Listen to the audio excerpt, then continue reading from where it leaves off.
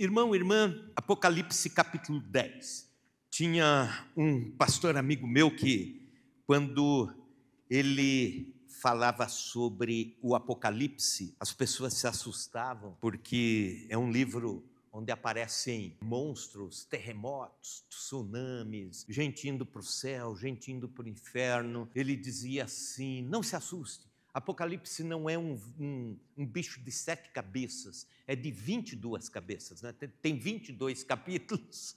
Então, eu quero chamar a atenção para 2 desses capítulos, e eu quero ser muito resumido no capítulo 10 do Apocalipse. Aqueles que estiveram no domingo retrasado viram que o capítulo 9, no domingo de manhã, o capítulo 9 termina com a 6ª trombeta. As trombetas são anúncios de Deus sobre a volta de Jesus, sobre o final de todas as coisas e o juízo de Deus sobre esse planeta.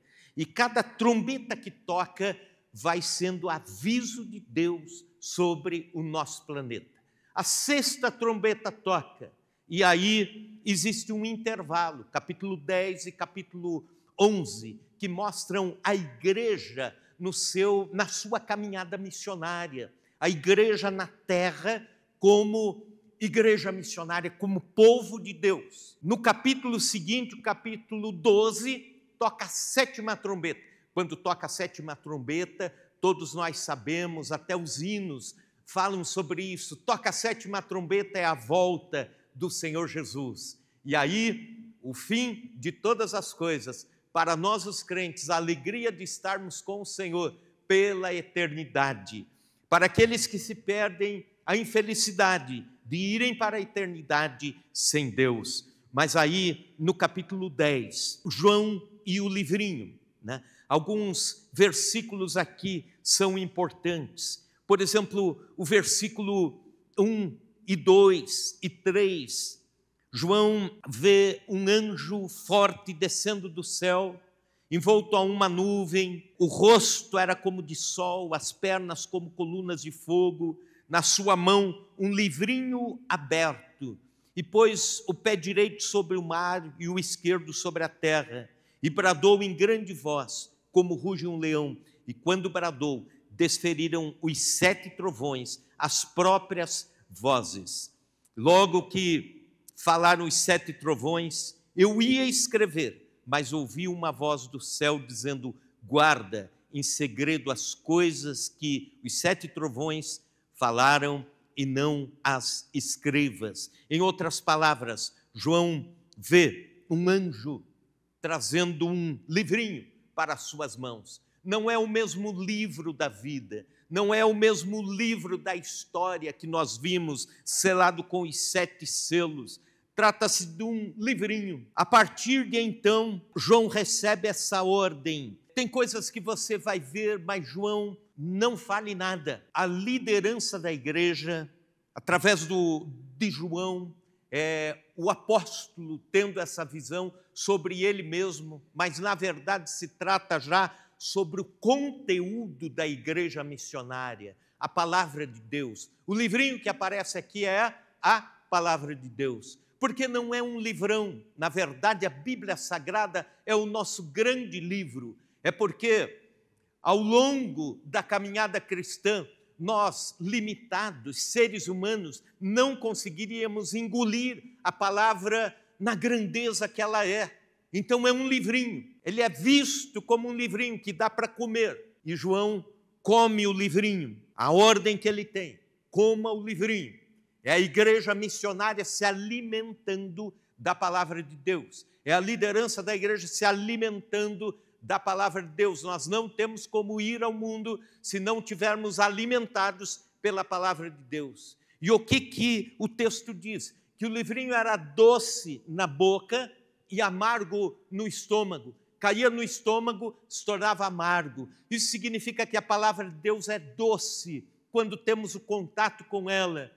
Quando alguém recebe Cristo como Salvador, é a mensagem de evangelismo, é a mensagem de esperança que a Bíblia Sagrada traz. Mas, quando chega no estômago amargo, o que significa isso? Que a Bíblia Sagrada também nos confronta. Remédio bom é remédio amargo. Já ouviram isso em algum lugar? com a Bíblia Sagrada da mesma forma. Você não pode, meu irmão, pegar só aqueles versículos de promessa assim, ou então só deixar o Salmo 91 aberto em cima do balcão da entrada da casa, ou então só ler os salmos. Não, leia textos que confrontem você, confrontem o seu pecado, a sua vida, a nossa vida. Precisamos disso. É a palavra de Deus doce ao paladar, mas caindo no estômago amargo, mas para a nossa nutrição. E João recebe esta ordem do discernimento, da ponderação, do cuidado, da sensatez. Nem todo alimento que você receber, nem toda palavra que você ver, você vai poder falar, porque vai chegar o tempo certo de mistérios serem revelados. Isso significa que ao longo da vida da igreja, Deus nunca vai nos permitir falar tudo aquilo que o mundo precisa ouvir, tudo aquilo que as pessoas precisam ouvir. Isso é discernimento, é você falar em doses certas, é você evangelizar em doses certas, é trazer conhecimento de Deus a quem não conhece em doses certas. Quando vejo esse versículo 4, eu ia escrever, mas ouvi uma voz do céu dizendo: guarda em segredo as coisas que os 7 trovões falaram e não as escrevas. É a ideia de que, por vezes, o mundo não está preparado para o conteúdo que a igreja tem. Isso é muito sério. Nem sempre nós somos autorizados a falar tudo aquilo como igreja do Senhor que temos visto e ouvido, porque o mundo não entenderia. Quem não conhece a Deus não entenderia. Este é o capítulo 10. Agora vamos para o capítulo 11, o capítulo mais missionário de dentre o livro de Apocalipse. Dos 22 capítulos, o mais missionário. E vamos entender o porquê ele é o capítulo mais missionário. Passa, por favor, as telinhas aqui. Se você consegue ler, acompanhe aí como está o nosso planeta hoje com relação ao Evangelho. Está escrito: resumo global dos povos não alcançados.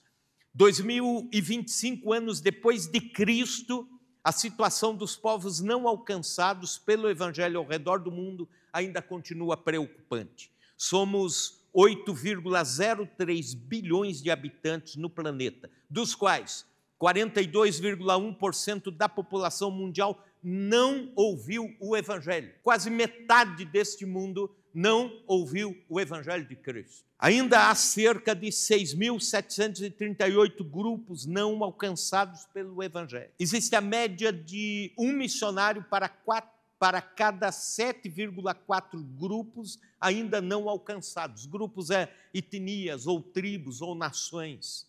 No Brasil, existem 258 tribos indígenas no nosso país. Você pensa, o Brasil está evangelizado? Não está evangelizado. Escute esse dado, leia. No Brasil, 258 tribos indígenas, apenas 34 dessas possuem o Novo Testamento traduzido na sua língua. Isto é, 136 não tem nada da Bíblia traduzido, 118 tribos não possuem missionários e há cerca de 310 grupos indígenas pouco ou ainda não evangelizados. E quando olhamos para esses dados e voltamos os nossos olhos para o Apocalipse 11, nós entendemos qual o desafio desse capítulo para para a sua vida, para a nossa vida como igreja.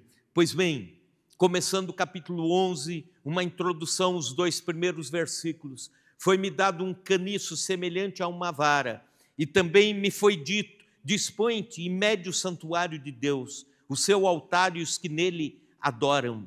Mas deixa de parte o átrio exterior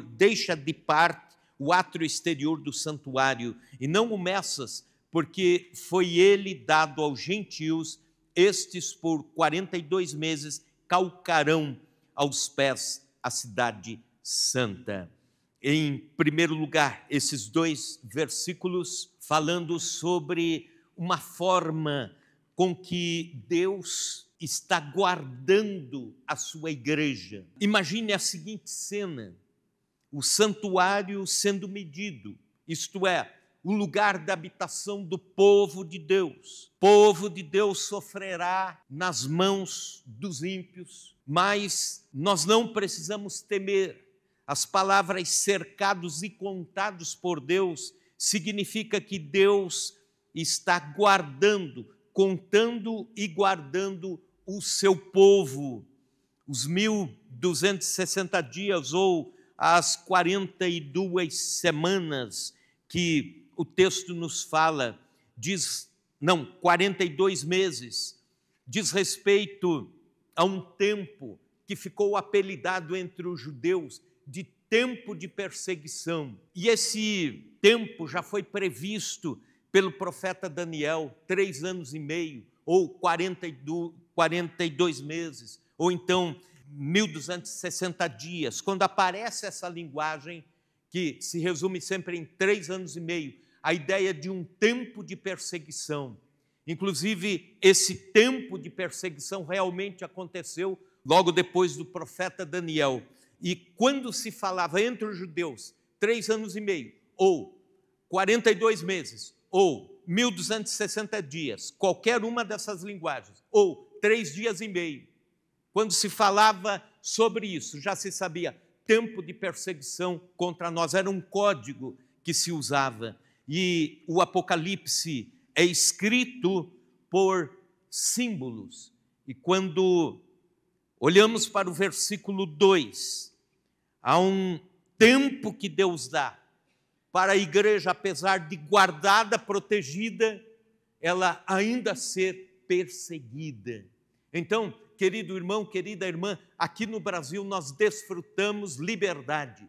Temos liberdade para vir ao culto, carregar a Bíblia, ler a Bíblia, estudar a palavra de Deus, conversar abertamente, fazer programas de rádio, de televisão, pregando o Evangelho. Mas grande parte dos países no mundo já não existe esta liberdade. E esta liberdade vai cada vez mais, à medida que se aproxima o dia da volta de Jesus, vai ser restringida. Então, não se assustem, irmãos, quando de repente, no meio das situações tão adversas do nosso planeta, a igreja, os crentes, os verdadeiros cristãos irem sendo perseguidos. Então, este é um código, um símbolo que João está vendo. A igreja contada, protegida no santuário, mas perseguida. Quem são as 2 testemunhas do versículo 3 indo até o versículo 19 deste capítulo?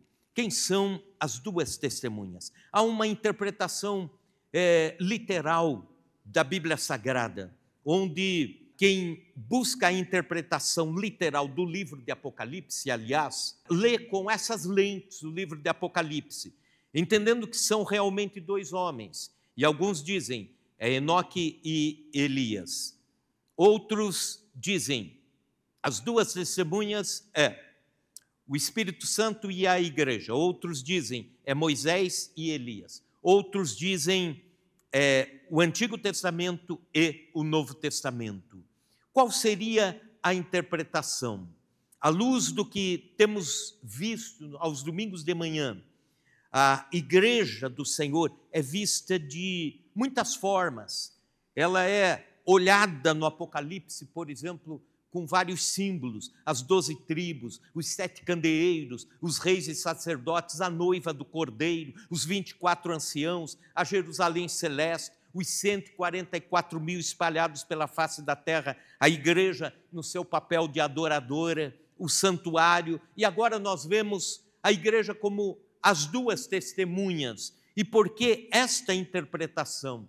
Já vou dizer, é porque quando nos impérios da época havia uma lei nova do imperador ou do império, o imperador designava 2 pessoas para cada canto do império, de 2 em 2, para irem anunciando algo novo.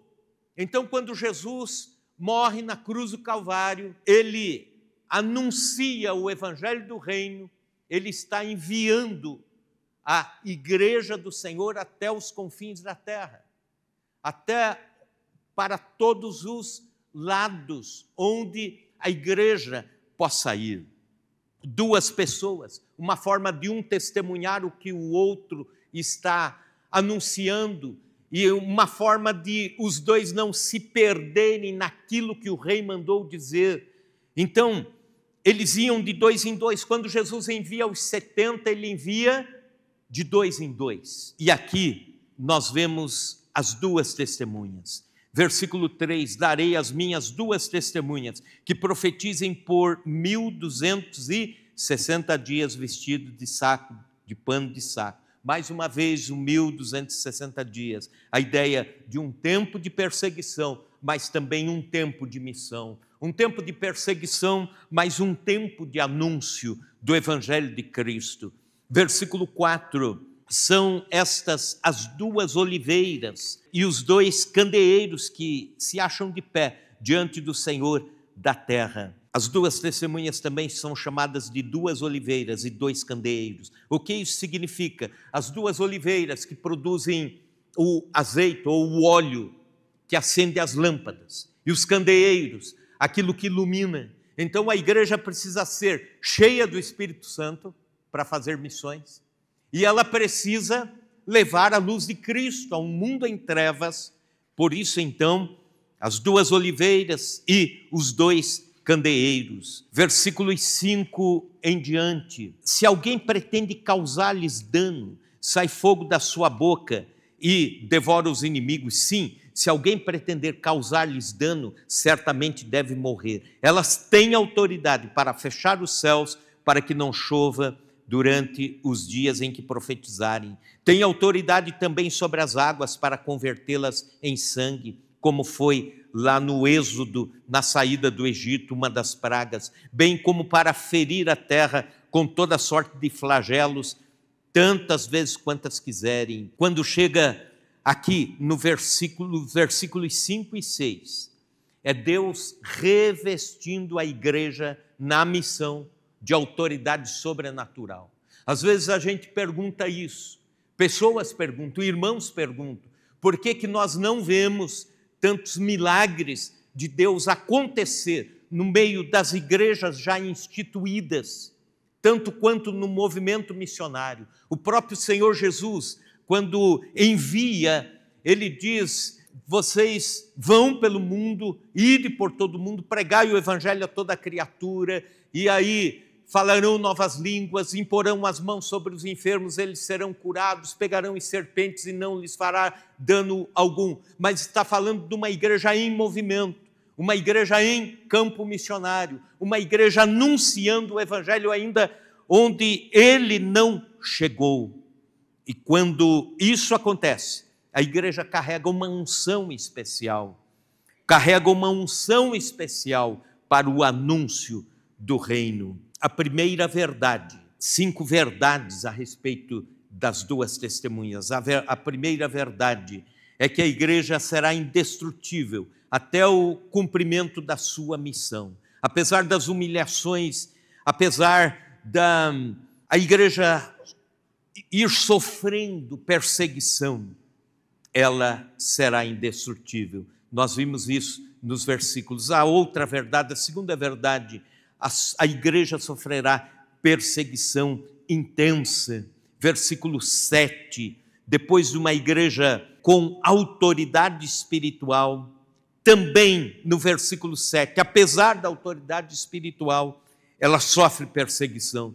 Quando tiverem então concluído o testemunho que devem dar, a besta que surge do abismo pelejará contra elas e as vencerá e matará. A palavra martírio ou marturel, que é testemunha, são palavras parecidas. A ideia é a seguinte: testemunha é alguém que conta a verdade sobre fatos que viu, até as últimas consequências, se necessário for a morte. Então, martírio e testemunho estão ligados, são palavras ligadas. falar de Jesus, testemunhar de Jesus, pode, em alguma última consequência, levar pessoas ao martírio. Por que são chamadas de testemunha? Por causa disso. E por que a perseguição, a besta que sobe do abismo? É o sistema ideológico, operacional do mal. Nós vamos ver daqui a alguns capítulos, nos próximos domingos de manhã, o surgimento do anticristo, um governo mundial. E quem mantém esse governo mundial? Um sistema. Como é chamado esse sistema? A besta.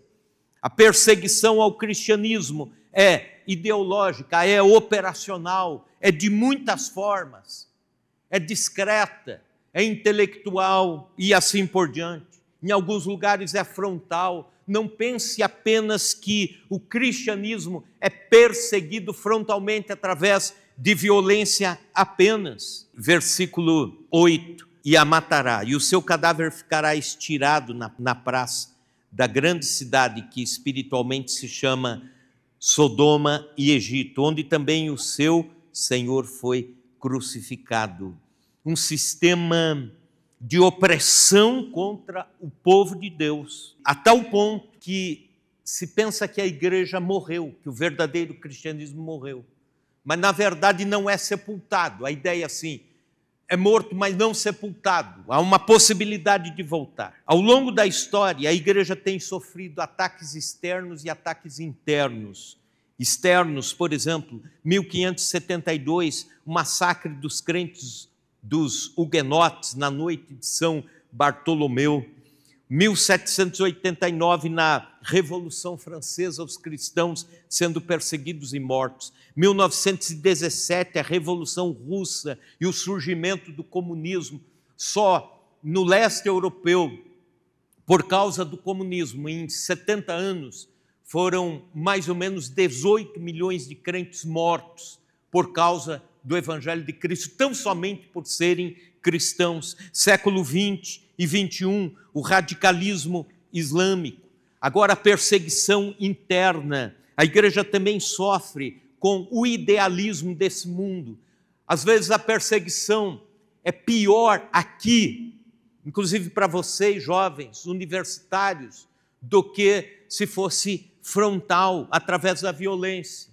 Por exemplo, nos é oferecido o humanismo, que é a ideia de que Deus está limitado e o que está valendo é o homem, o ser humano. Na própria Igreja de Cristo, um movimento que surgiu há quase 100 anos atrás, chamado Alta Crítica, procurando desconstruir muitos textos bíblicos, dissecar o que é palavra de Deus e parte da Bíblia como um livro lendário e tudo mais. Materialismo, reduzindo a visão espiritual da igreja apenas a uma associação religiosa. O institucionalismo, tirando aquele lado gostoso de família, da vida da igreja, do povo de Deus. O sectarismo, isto é, a divisão entre o povo de Deus e assim por diante. Os ataques internos.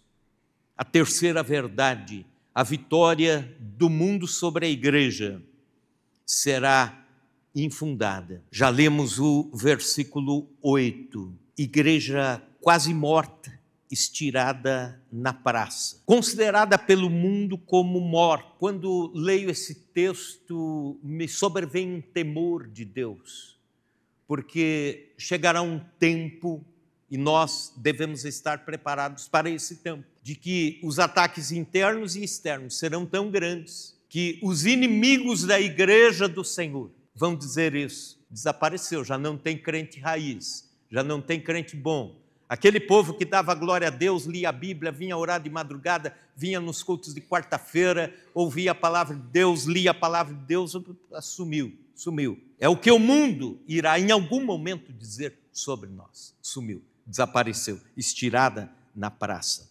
E aí vem algo aqui que precisa de um esclarecimento. Na praça da grande cidade que espiritualmente se chama Sodoma e Egito, onde também o seu Senhor foi crucificado. Ora, o Senhor não foi crucificado nem no Egito, nem em Sodoma. Por que isso, então? Ele foi crucificado em Jerusalém. A palavra Sodoma, quando citada entre o povo judeu, eles já entendiam corrupção. Corrupção em todos os sentidos. Corrupção moral, corrupção ética, corrupção em todas as áreas. Sodoma, Egito, opressão. Então, o Senhor Jesus foi morto por causa da corrupção, inclusive a corrupção religiosa, e a opressão, o Velho Egito. Então, espiritualmente, essa áurea que abateu o próprio Senhor Jesus há 2025 anos atrás, é a mesma que estará procurando abater a vida da igreja do Senhor Jesus. E o versículo 9: então muitos dentre os povos, tribos, línguas e nações contemplam os cadáveres das duas testemunhas por 3 dias e meio. E novamente aparece o 3 dias e meio. Como lá em cima apareceu os 42 meses, os 1260 dias e os 3 anos e meio, da mesma forma, e não permite que esses cadáveres sejam sepultados. A igreja sendo perseguida por um tempo agora mais curtinho, não são mais 3 anos e meio, mais 3 dias e meio. Imagino um compacto de perseguição de alto teor contra a igreja em algum momento da história. Mas o mundo não será vitorioso nessa perseguição. Versículo 10: os que habitam sobre a terra se alegram por causa deles, realizarão festas, enviarão presentes uns aos outros, porquanto esses 2 profetas atormentaram os que moram sobre a terra. A ideia de que a igreja incomoda, a igreja do Senhor incomoda. Havia um pregador no passado que ele dizia assim, o Costa Dias, ele dizia assim: se o teu evangelho não está incomodando alguém, você não está vivendo o verdadeiro evangelho. Puxão de orelha, né? Se a gente quiser ser muito bonzinho para com o mundo, a gente vive igual ao mundo, a gente não incomoda o mundo. E o versículo 10 nos fala sobre isso. O mundo vai fazer festa, dizendo a igreja desapareceu, a igreja, conseguimos matar a igreja. Versículo 11: mas depois dos 3 dias e meio, um espírito de vida vindo da parte de Deus neles penetrou, e eles se ergueram sobre os seus pés, e àqueles que os viram sobreveio grande medo. Deus, na sua imensa misericórdia, antes da igreja ser arrebatada, há de prover um grande avivamento espiritual sobre a igreja do Senhor. Aleluia. A igreja vai ser perseguida, a igreja vai ser dada como morta, mas antes da 7ª trombeta tocar, Deus vai soprar com o Espírito sobre a igreja, e a igreja começará a se erguer e ser glorificada sobre a terra, diante dos nossos inimigos. Aleluia. Você pode dizer um glória a Deus? Aleluia. São palavras vivas da parte de Deus. Então, a 4ª verdade agora: a igreja será arrebatada. Versículo 11: mas depois dos 3 dias e meio, um espírito de vida, vindo da parte de Deus, neles penetrou, e eles se ergueram sobre os pés, e àqueles que os viram sobreveio grande medo. E as 2 testemunhas ouviram grande voz vinda do céu, dizendo-lhes: subi para quê? E subiram ao céu numa nuvem, e os seus inimigos as contemplaram. A igreja do Senhor sendo chamada no meio da perseguição e num avivamento espiritual, e Deus dizendo: vem para cá. Aleluia. Os céus um dia vão se abrir e nós vamos estar lá com Deus, vamos entrar ouvindo a voz de Deus: sobe para cá, vem para cá. Se deu o tempo, completou-se o tempo de Deus para a vida da igreja. Agora veja, o mundo reconhecerá que a igreja era a igreja do Senhor. Versículo 13: naquela hora houve grande terremoto, e ruiu a 10ª parte da cidade, e morreram nesse terremoto 7.000 pessoas, ao passo que as outras ficaram sobremodo aterrorizadas e deram glória ao Deus do céu. Passou o segundo ai, e eis que sem demora vem o terceiro ai. A igreja sendo arrebatada e o mundo reconhecendo, tragédias acontecendo enquanto a igreja do Senhor está sendo arrebatada. Os números que são citados aqui são simbólicos, mas a ideia de um grande terror entre os ímpios, reconhecendo, nós perseguimos gente errada, que tinha pacto com Deus, e agora será tarde demais, porque a seguir, versículo 15 em diante, a sétima trombeta tocou, a sétima trombeta, a trombeta do arrebatamento da igreja, a trombeta do juízo final. Veja comigo, versículo 15.